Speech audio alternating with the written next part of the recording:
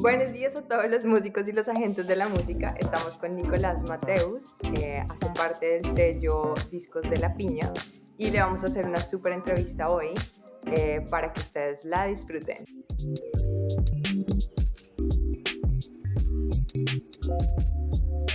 ¿Qué es Disco La Piña y qué hace? Bueno, pues Discos de la Piña es el sello discográfico de La Piña. De La Piña es como una serie de empresas juntas donde empezamos, digamos, como agencia de management y agencia de booking. Y desde de La Piña, digamos, al trabajar como agencia de management y de booking, nos dimos cuenta que podíamos también pues, ampliar hacia otros lados. De ahí en De la Piña pues nos ampliamos a adquirir unos estudios de grabación y audiovisuales, y así empezó Discos de la Piña, que es nuestro sello discográfico actualmente. Bueno, cuéntanos un poquito qué representa la piña como tal, es decir, ¿solamente representa la conglomeración de las entidades con las que están asociados o tiene un otro sentido? ¿Por qué escogieron la piña? Es que es muy interesante. Es una buena pregunta, pero realmente como que no hay una razón, como, como que tenga una razón de ser. Más allá de eso, nos gustaba el tema de que fuera una fruta porque le iba a dar algo de como de tropicalidad, pero al mismo tiempo no queríamos que fuera como que se asociara con tropical, música tropical, ¿no? Entonces, digamos que hablar como de la piña estéticamente, la fruta estéticamente nos parecía muy bonita, y como que desde ahí empezamos a ver que tenía una cantidad de simbología, tanto positiva como no sé, hay una cantidad de simbología dependiendo de cada cultura, hay como una simbología con la fruta, como con la piña. Pero nunca fue por eso que se diera, como que después de decidirlo ya nos fuimos dando cuenta de toda esa simbología que hay detrás. Y realmente, pues lo que nos parecía era como representa algo latino, representa algo que es como de esta área o de esta zona del mundo, eh, sin que sea algo como lo que les decía, música tropical, ¿no? Era más bien Claro. como un tema de darle algo de una identidad de marca sin necesariamente que eso pues fuera eh, como una simbología específica o alguna razón puntual. Ok, cool, chévere. Ah. Hay una cosa que no te hemos preguntado y es, ¿Qué cosa? ¿cuál es tu rol específico dentro de Disco La Piña? O sea, tu día a día en Disco La Piña, más o menos cómo se ve. Yo tengo como 80 roles, pero realmente soy manager de algunos artistas, soy booker de otros artistas y al mismo tiempo pues hago como la gerencia como de la empresa. Como la, y mi socio también es manager, también es booker. Ahora tenemos un nuevo socio booker que se especializa solamente en booking, eh, y estamos como metiéndole cada uno, pues mi socio, que no terminé de decirlo, es el financiero, yo soy como el gerente general pues, de la planeación estratégica, y entre los dos como que estamos muy metidos cada uno en management y cada uno en booking, y pues esos son los roles. Ese es mi rol, el rol pues, de mi socio. Y las personas que trabajan en De la Piña, pues trabajan como por proyectos. Eh, Algunos trabajan en 4 proyectos, unos de booking, otros de management, otros trabajan en uno específico, porque ese ya desborda todo lo que, pues, el 100% del tiempo. Eh, y sí, ese es mi rol, gerente general de Discos de La Piña y del booking de La Piña.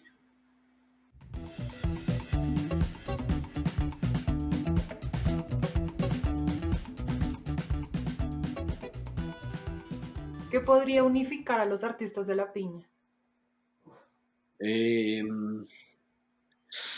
pucha, definitivamente son artistas que sin estar necesariamente en el mainstream les ha ido bien, y han tenido una, han podido generar una audiencia propia, eh, sin necesariamente estar en el género mainstream que pues todos sabemos es el reggaetón o el dembow o el pop con dembow que, pues, que lleva a ser igual reggaetón, ¿no? Pues, o sea, no Ujú. reggaetón, claramente tiene pues un background y un tema cultural, tanto en su letra como en su lírica y en su forma de cantar que lo hace reggaetón.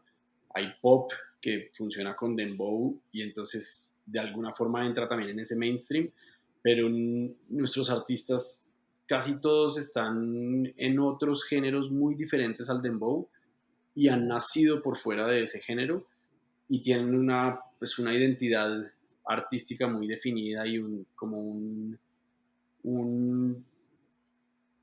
un parche de gente que los sigue sin estar necesariamente en el mainstream. Como que tienen cada uno Sí. su nicho de mercado muy claro.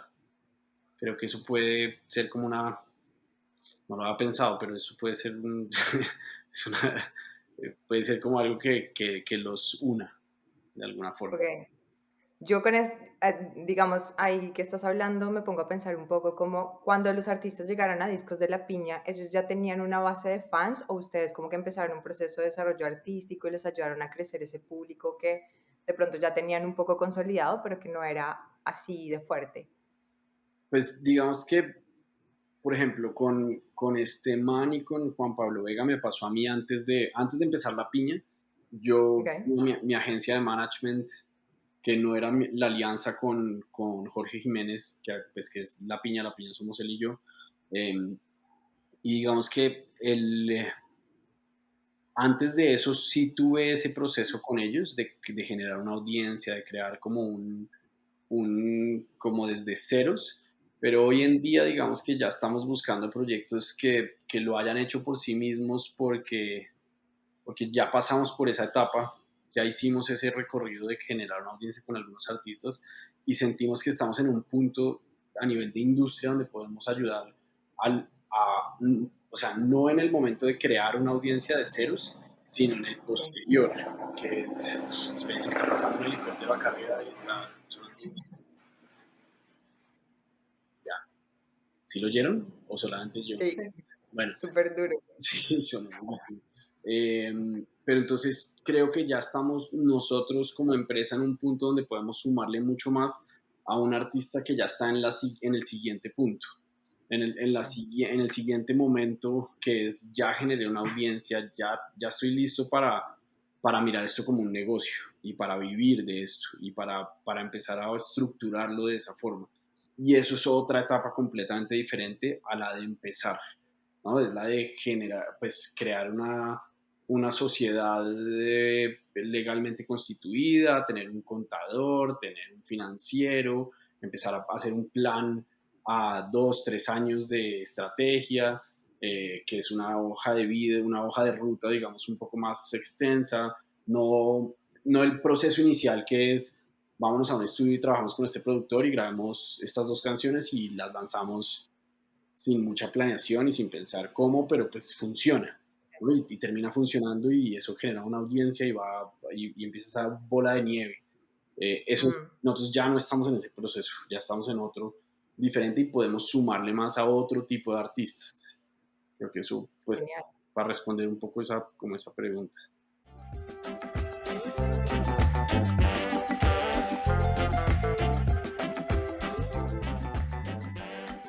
Cuando tú ves a un artista que tiene, por ejemplo, potencial, ¿qué le ves a ese artista? O sea, ¿cuáles serían como las características que a ti te impulsan a decir como, uff, me encantaría trabajar con esta persona, ya está en ese punto en el que está madurito, entonces vamos a trabajar juntos? Y como, ¿cuáles son esas características en específico que un artista debería tener como para trabajar con un sello como el tuyo?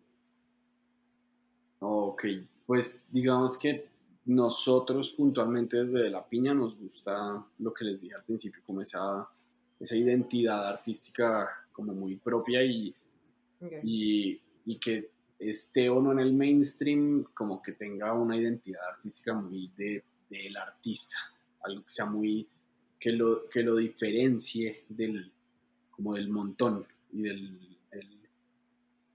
sin que esa palabra sea mal usada, hoy en día hay, pues es que es una gran cantidad de artistas tratando de sobresalir y de salir, y eso pues es lo principal que nosotros nos fijamos, ¿no? Como que esa identidad artística hace que ese artista sea diferente por X, Y y Z razones, ¿no?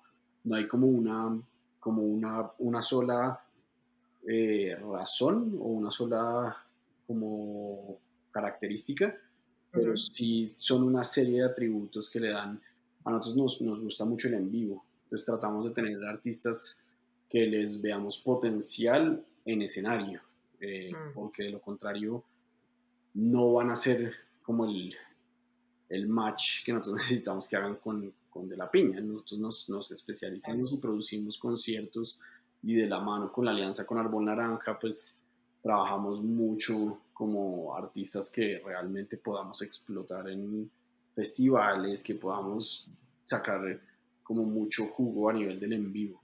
Eh, entonces es un tema clave y, y creo que eso es. Buenísimo. Ahorita que por la pandemia no podemos tener los shows en vivo, ¿cómo están haciendo para tener el radar prendido para los nuevos talentos? Para tener qué pena. Se me, Para mirar los nuevos talentos, para mirar qué artistas les pueden llamar la atención. hay un, pues a mí me encanta ver lo que los editores de las plataformas están destacando. Los editores de las plataformas son hoy en día casi que unos grandes AIRs, y le ponen a uno en el radar muchas cosas que uno no conocía, ¿no? Hay programas como el radar de Spotify, como eh, no sé, cada plataforma tiene el suyo, para no hablar puntualmente de una, sino que cada una tiene su forma de ir destacando nuevos artistas y nuevos talentos. Eh, por ahí pasa mucho, y pasa mucho que las agencias, los sellos, las agencias de booking, de management, llegan artistas por ese medio. Eh, y esos programas tienen una razón de ser, y es que las agregadoras y las disqueras están buscando destacar algunos artistas puntualmente. Entonces uno dice, no, pero ¿cuál viene primero, el huevo o la gallina? O sea, primero entonces lo tiene que destacar la plataforma, o primero entonces la agregadora le tiene que dar visibilidad al artista.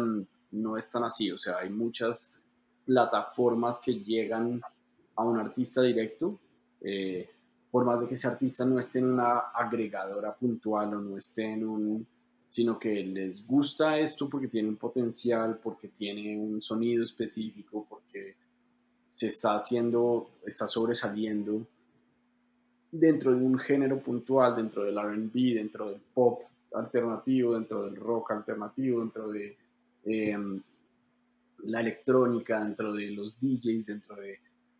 Entonces, esa plataforma coge un artista y le da una visibilidad por medio de una playlist, un programa, y eso hace que sea más fácil descubrir nuevos talentos y descubrir pues artistas pues que están como en ese momento de potencial para ya, digamos, llevar ese público a una etapa de venta de boletería, de primeros shows, de, de empezar a entrar en festivales y empezar a estar la quinta línea del cartel, y así ir subiendo y hacer todo ese escalafón hasta que ya pues el artista se puede desarrollar mucho más, ¿no? Creo que esa es una forma de descubrir hoy en día, o por lo menos es la que me gusta a mí, es la que yo uso.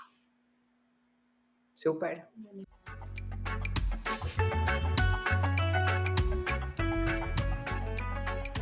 ¿Ustedes hacen, producen sus propios conciertos, hacen booking en Colombia, pero estábamos así súper dudosas. ¿Ustedes también hacen booking afuera de Colombia, como en México o en otros países de Sudamérica, en Estados Unidos y en Europa, o cómo funciona?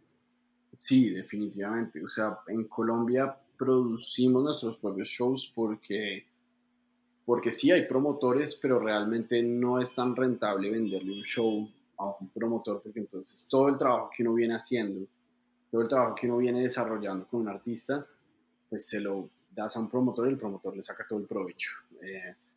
Entonces, nosotros sí nos encanta y somos muy de la escuela de producir nuestros propios shows. Eh, Todos los shows que son dedicados al público del artista, es decir, con venta de boletería. Ujú. Después hay pues festivales donde se puede vender un artista a cambio de una visibilidad o de ya poder complementar ese show propio del artista, ¿no? Entonces, eso también sucede. Y por fuera, por supuesto, o sea, tenemos muchas agencias hermanas, amigas o agencias que se dedican exactamente a lo que nosotros nos dedicamos en otros territorios y con ellos tratamos de irnos muchas veces en sociedad, tratamos o algunas inclusive dicen, les compro el show del artista y yo lo hago no sé, en Santiago, en Ciudad de México, en Guadalajara, en Lima, en Quito, en Guayaquil, y eso pues lo hacemos nosotros muy de la mano con esas agencias hermanas o Mm, agencias aliadas, por decirlo de alguna ok, forma. cool. ¿Cuáles crees que son las más grandes diferencias entre gestionar un show en Colombia y gestionarlo en otros países? Uy, pucha, pues definitivamente en Colombia nosotros sabemos con quién hacer todo. Entonces, pues podemos, no sé, irnos a Tunja y entonces en Tunja sabemos exactamente con quién podemos hacer la técnica en Tunja o con quién podemos hacer la técnica en Bucaramanga o en Medellín o en qué empresa renta el backline, el mejor backline en Barranquilla o no sé, o en Pasto, qué empresas hay para poder hacer X o Y montaje de luces, de pantallas, de con qué aliado puedo ir y hacer un show en Cali o en Pasto o en Bucaramanga, por decirlo de alguna Ujú. forma. Entonces, digamos que acá eso es nuestro, y conozco exactamente en qué venue poner al artista para que vaya siendo como un escalafón, ¿no? Pues aquí ya hizo el de 300 personas, ahora tenemos que saltar al de 700 y ese salto es un reto gigante. Uf, Eh, claro. Realmente hacer eso por fuera es muy difícil y eso lo conoce esa agencia que hace exactamente lo mismo que nosotros, pero en Lima o en Guayaquil o en Guadalajara o en Ciudad de México. Y ellos conocen cuáles son esos venues. De pronto uno conoce el venue de, no sé, de 700 o de 1000 personas en Ciudad de México, pero no sabe cuál es el de 1500 o el de 2500. Otra vez se me ocurre un ruidajón por Ay, acá. suerte. Estoy pegado a la ventana, Todo bien. pero bueno, para responder un poco la pregunta, esa es la diferencia entre producir yo en Colombia y producir por fuera, porque es que por fuera no tengo el mismo conocimiento que tengo en Colombia, ¿no? Entonces por eso esa alianza y esas alianzas con otras agencias que son los que saben lo mismo que nosotros, pero en esos otros territorios donde ellos son expertos.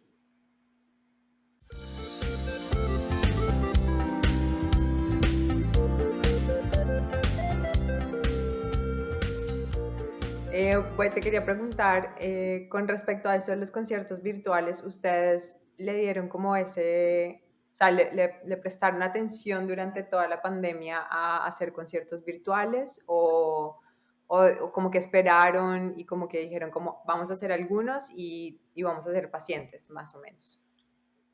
Pues realmente era lo único que se podía hacer y Ok. es lo que más nos gusta hacer. Entonces, durante la pandemia nos tocó buscar cómo hacer esos conciertos, ¿no? Entonces, una opción era pues esta, la de ir y grabar en un estudio pues un audiovisual que se transmitía en vivo o en diferido, ¿no? Entonces, por ejemplo, el de Juan Pablo desde el inicio dijimos, esto va a ser diferido porque queremos pregrabarlo para que después la gente lo escuche como, pues, con una buena mezcla y que no esté ese tema de, pues, es que mucha gente se raya cuando dicen, es que esto es pregrabado y no es en vivo, pero es que eso es a favor del oyente, es a favor de la audiencia, ¿no? La audiencia muchas veces no es consciente que cuando es 100% en vivo se sacrifica calidad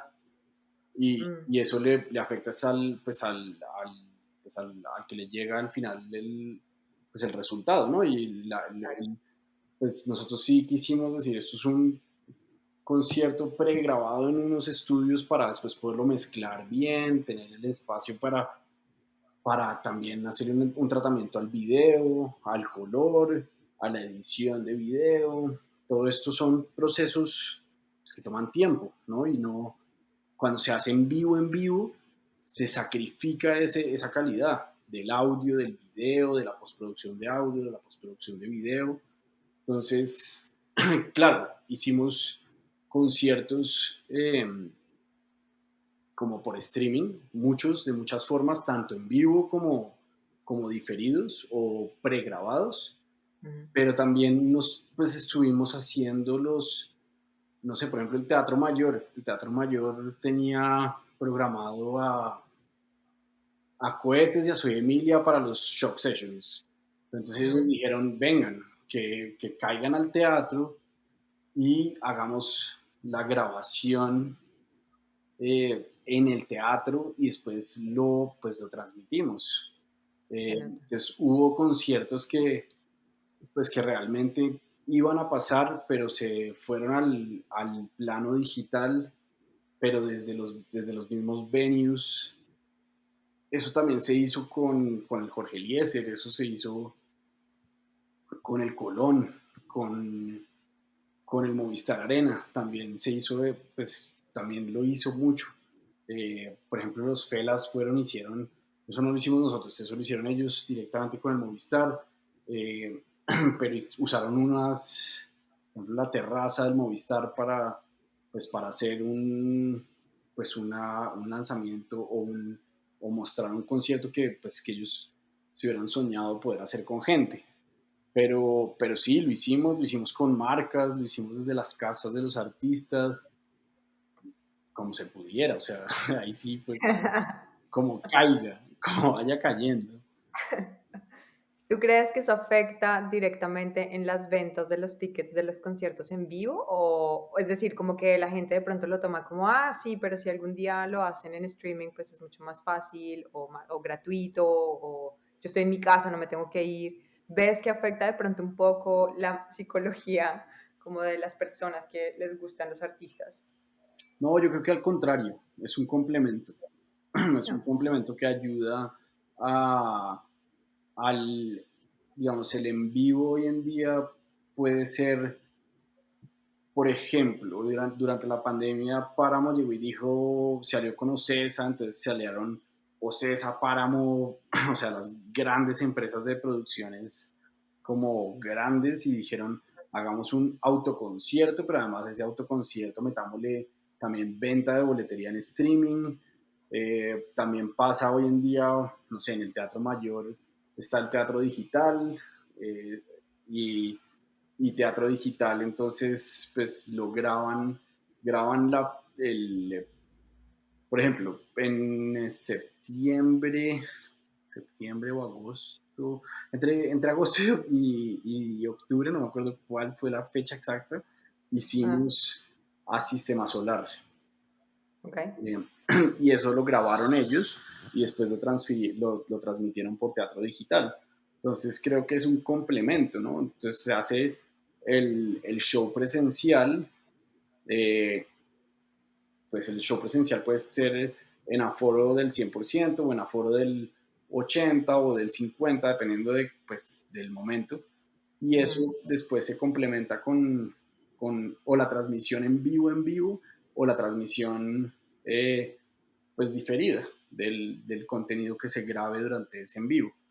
Eh, entonces creo que pues es más un complemento que pues que no lo podemos ver como no sé, como algo que pues algo quita audiencia. negativo. Creo que le aumenta y le da mayor visibilidad, le da mayor oportunidad, porque sí he oído, pues, como que hay gente que argumenta, no, eso nos quita visibilidad o nos quita, yo creo que todo lo contrario, creo que Sí, aumenta y ok.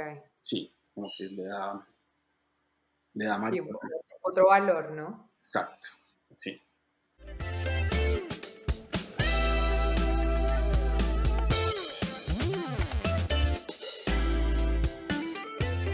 Pues Yo me quedaría aquí sentada hablando contigo todo el tiempo, un rato más largo.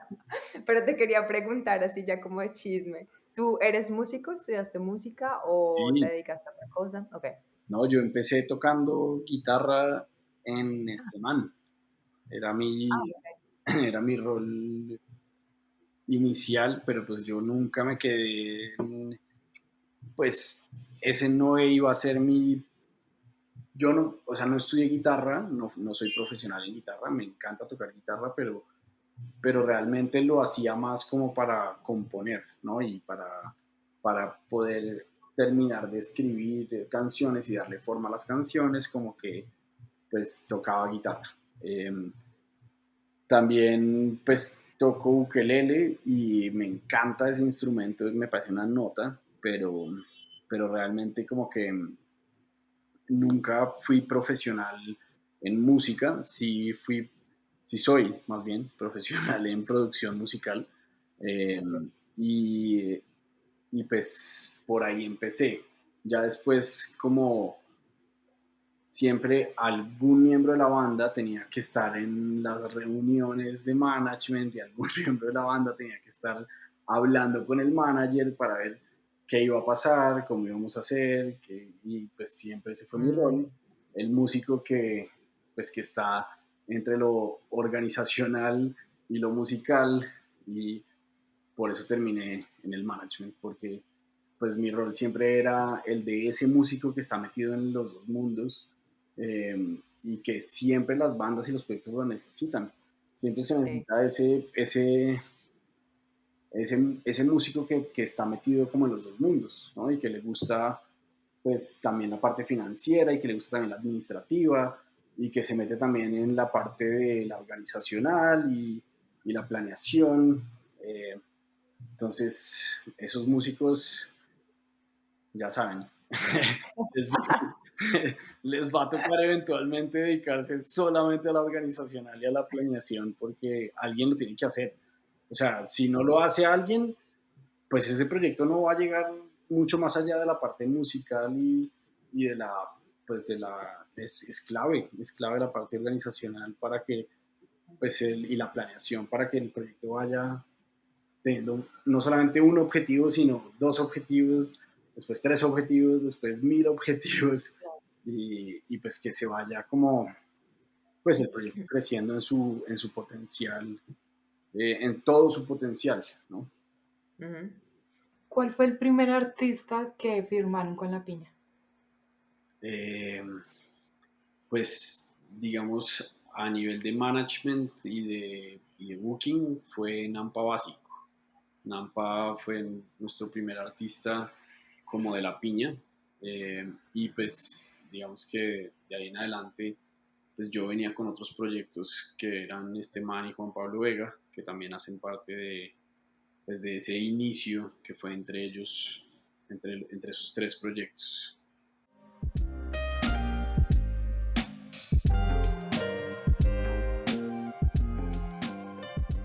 A mí me gustaría saber qué planes tiene Discos de la Piña para este año 2022.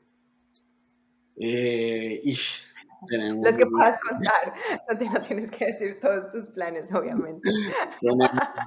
tenemos varios planes, pero principalmente pues terminar de constituir nuestro sello Discos de la Piña como, pues como ya como un sello independiente que está buscando y que está como en como en el radar de lo que está pasando a nivel de sellos independientes en la región.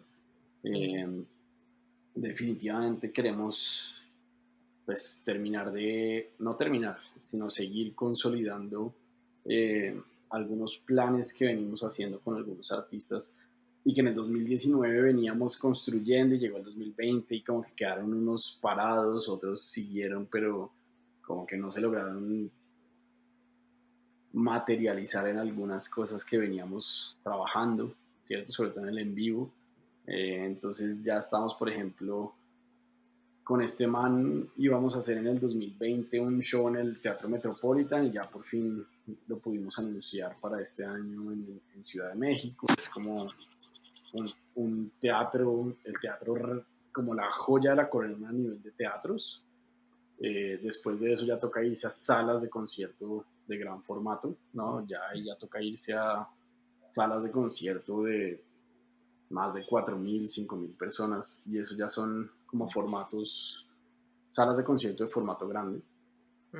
eh, no gigante y no pues mega grande o de mega producciones como las, no sé, las arenas, los estadios y demás, que eso ya es el siguiente gran paso, pero, pero pues estamos como en esa construcción, por ejemplo, de volver a retomar las giras por Colombia que las habíamos empezado en una época, en el 2019 logramos hacer varias y se nos cayeron, pues después en el 2020 obviamente no pudimos seguir con este proyecto y queremos tratar de volver a eso y de volver a darle como un empuje a ese proyecto que habíamos empezado en su momento y que nos tocó como detener en el 2020. Eh, y esos son un poco como varios planes y por supuesto el Booking, la agencia de Booking, le estamos dando otra vez pues visibilidad y prioridad por encima de muchas otras cosas que teníamos como en el radar. Ahí tenemos también el estudio de la piña, que saldrá este año, que ahorita se usa mucho internamente dentro de la industria, lo conocen aliados y gente como de la industria que sabe que hay un estudio por ahí en Árbol Naranja donde se puede ir y Sí. hacer grabaciones audiovisuales o ensayos grandes como ensayos generales de shows, de como que uno puede montar luces, pantallas y todo si quiere hacer un ensayo Nota. grande, como Ujú. un ensayo general. Ese también es otro gran proyecto que está por ahí. Qué nota. Suena súper bien, súper cool. Sí, Hablando de ese estudio de la piña, te quería preguntar por el lanzamiento que hicieron con Juan Pablo Vega el año pasado, que fue precisamente un concierto pregrabado. sí, pues eso fue como teníamos ya el estudio listo y estaba Juan Pablo lanzando y dijimos, bueno, pues aprovechemos y pongamos todo en el mismo. Hay tres estudios en Árbol Naranja. Está el estudio de Juan Pablo, que es su estudio propio, ¿no? Su estudio de grabación y de producción eh, fonográfica o de producción musical, más bien. Eh, Ese estudio lo usamos para un formato que era guitarra y voz.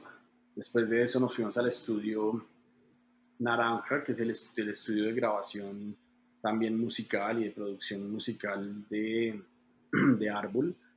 Y entonces esos eran uno, el segundo estudio, y el tercero era en el formato, en el estudio Naranja hicimos el formato piano, voz y guitarra. Eh, y entonces iba creciendo. Entonces en el de Juan Pablo, guitarra y voz. En el estudio Naranja hicimos piano, guitarra y voz. Y ya en Ujú. el estudio de La Piña, que es el estudio audiovisual, hicimos el formato de toda la banda. Ya Juan Pablo con toda su banda, que es percusión, batería, vientos o metales, bajo, teclados y guitarra y voz, guitarra eléctrica. Entonces eso fue como ese lanzamiento de Juan Pablo. Pues claro, obviamente hubo muchos formatos de streaming o formatos de conciertos audiovisuales, conciertos por streaming o vía streaming. eh, y entre esos tres estudios, digamos que tratamos de hacer el lanzamiento del disco de Juan Pablo en tres formatos diferentes, dividiendo las canciones como con cada uno de los formatos que creíamos que podíamos como, como grabar y mostrar, ¿no? Y ese fue el lanzamiento que hicimos para Juanpa con su disco homónimo, su último disco de estudio. Bueno, yo sí te quiero pedir la última cosa y es si nos das una recomendación para los artistas independientes que están trabajando en sus carreras artísticas, como un tip, como algo que les puedas decir a los artistas independientes. Sí, yo creo que muchas veces a mí me impresiona y como que hay veces hasta me veo en ese momento eh, cuando pensaba que tener un manager o un booker me iba o una disquera, ¿no? Me iba a dar el siguiente paso. El siguiente paso en un artista realmente no es o llegar a tener un manager o llegar a tener un booker o llegar a tener un... Creo que realmente, pues para un artista independiente lo más importante es hacer su propio camino. ¿Cuál es su propio camino? Pues el de ese proyecto puntual. Uno lo que menos debería estar buscando es cuál es, o sea, cómo copiar el camino de alguien que ya hizo un camino, ¿no? Creo que es todo lo contrario, es cada proyecto musical y cada proyecto artístico, precisamente, tiene su propio camino. Si uno se pone a ver toda la historia del arte en general, no solamente de la música, sino del arte, cada artista y cada proyecto ha tenido un propio camino, ¿no? No hay una fórmula, hay infinidad, pues hay infinitas o una infinidad de fórmulas y precisamente es por eso, porque hay un propio camino para cada proyecto. Entonces, para los artistas independientes realmente lo más valioso es buscar qué es lo que le funciona a ese proyecto y a ese proyecto artístico, a ese arte, a esa identidad artística, ¿no? Creo que por ahí va un poco lo que yo le diría a un artista independiente, es busquen su propio camino, busquen su propia identidad, busquen su propio arte, busquen su propia forma de hacer que pues los vea más gente, ¿no? Y eso creo que puede ser muy general o puede sonar muy absurdo y como muy salido de, ya no, eso le aplica a cualquier persona, pero, pero, pero pues así es, ¿no? Como que podemos realmente llegar a tener una, como un momento de visibilidad si hacemos lo nuestro, ¿no? Lo que realmente le funciona a cada uno de esos proyectos. Y eso uno solamente lo puede definir como, pues, buscando y mirando y haciendo pues, para llegar pues, hasta ese momento donde realmente logre identificar qué es lo mío, qué es lo que me va a dar como esa particularidad. Muchas gracias por tu tiempo, por No, estas cosas tan valiosas que nos estás diciendo. De verdad, toda esta información es súper buena. Creo que le sienta bien a todos, a nosotros y a los artistas independientes que están luchando por sus carreras artísticas.